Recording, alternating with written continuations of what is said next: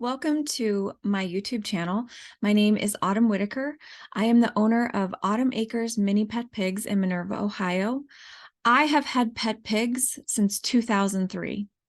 That's way before the internet was what it is today. I had no help, so I really had to figure things out for myself. Today, what I try to do is I try to provide the information that I needed way back then. My passion really is to support and educate pig families so that they can be successful. There are way too many pigs in rescues and sanctuaries. They're literally overflowing, and more pigs that are abandoned every day. But if we can educate people and help them to understand what kind of pet a pig really is, then that problem will be very much decreased. Today, I'm going to talk about the question, what is the problem with mini pigs as pets?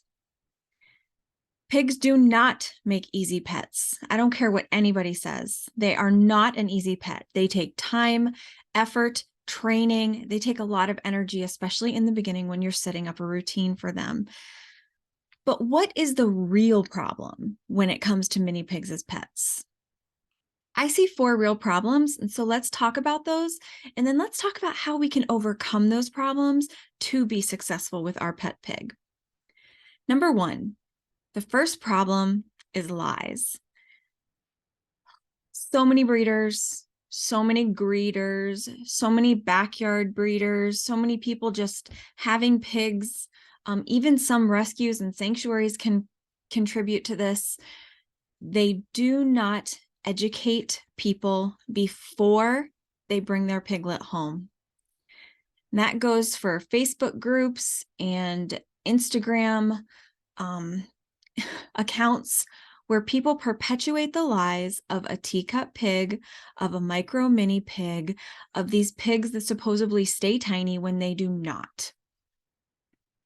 There are also issues with getting bad advice from people online. All of these things, they set families up for failure. Again, so many pigs abandoned because of it. Now, how can we overcome this problem? Do your research and don't just look at one source. Look at multiple sources. Reach out to these people, ask them questions. If you know somebody or you see an influencer online that has a pig, ask them, where do you find reliable resources to take care of your pig? Doing these things are going to allow you to have the correct information, or at least more of it. And remember, when you're talking to a breeder or a rescue or somebody on Craigslist or Facebook Marketplace, whatever it is, if you're talking to someone and it just seems too good to be true, in this case, as in many, it probably is. The second problem with a mini pig is that mini pigs can become aggressive.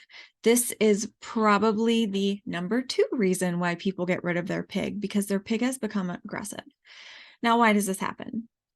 Pigs are extremely intelligent beings, and because of that, it leads to an animal that learns to be manipulative and angry when they don't get their own way, and they can turn into bullies.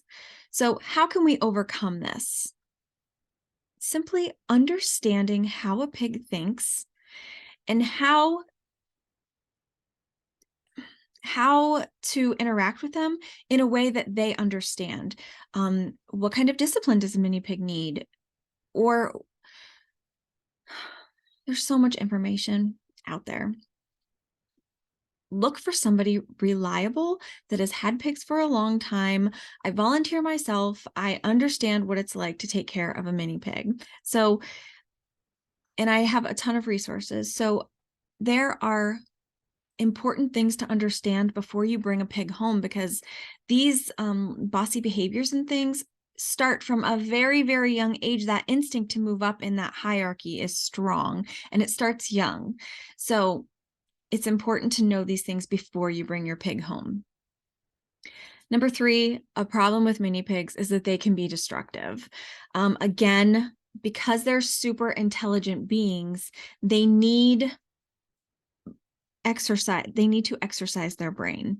And when you have a pig that is bored, does not have anything to do, then they get into things. They become destructive. They see a little crack or a little hole in a blanket or something, and they keep at it. They keep rooting at it or messing with it until it's bigger and bigger and bigger and bigger. So it's important to overcome this by giving your pig ways that they can stimulate their brain every single day. Again, understanding a pig is extremely important. So that brain stimulation, also added to that, outside time, crucial for mini pigs' health and mental being. And also having a space of their own, a personal space, something they can't escape from. Maybe you have a small bedroom for your mini pig, or you have an extra large size wire dog crate that your pig can be in when you can't be watching them. All these things are important, because if they don't have a space of their own, then your space becomes their space, and we don't want that to happen. And then also on top of that, then they don't have anywhere to go that's just their own. And pigs do value their personal space. So it's important to give our pig a place of their own. On top of that, something that we can close the door and we can shut them in there so that we can control then that destructive behavior. You never leave your pig to roam your home for free, free roam your home. They need to be watched. They're like a toddler. So understanding a pig is absolutely crucial to being able to handle things like aggression and boredom. The fourth problem is one that I mentioned: abandonment. Rescues and sanctuaries are absolutely overflowing. They have no space left. Okay, so how do we overcome this? We do our research in the beginning. We realize that the lifespan of a pig could be 15 to 18 years and even longer. Some pigs have lived to 22 years old when they're kept healthy. So it's important to know these things. How much is your life going to change in the next 15 years? Are you going to be able to bring your pig with you? These are things you must know. Also, understanding behavior, understanding the discipline that a mini pig needs and understands, the care that they need, the fact that they have to have their instincts satisfied so that they can feel like a pig, so that they're not feeling like they're always in limbo, like they can be content because their natural pig instincts are satisfied, and then they can thrive as a pet pig in our home. These are just 4 problems when it comes to having a pet pig. But I'm telling you that if you find a good breeder who's going to set your piglet up for success right from the beginning, who's going to support you, who's going to educate you beforehand, who's going to be there for you when you have questions or issues, who's going to provide resources for you, and then just taking advantage of all those resources. Read them several times, watch them several times. These are things that are going to allow you to be successful with your pet pig.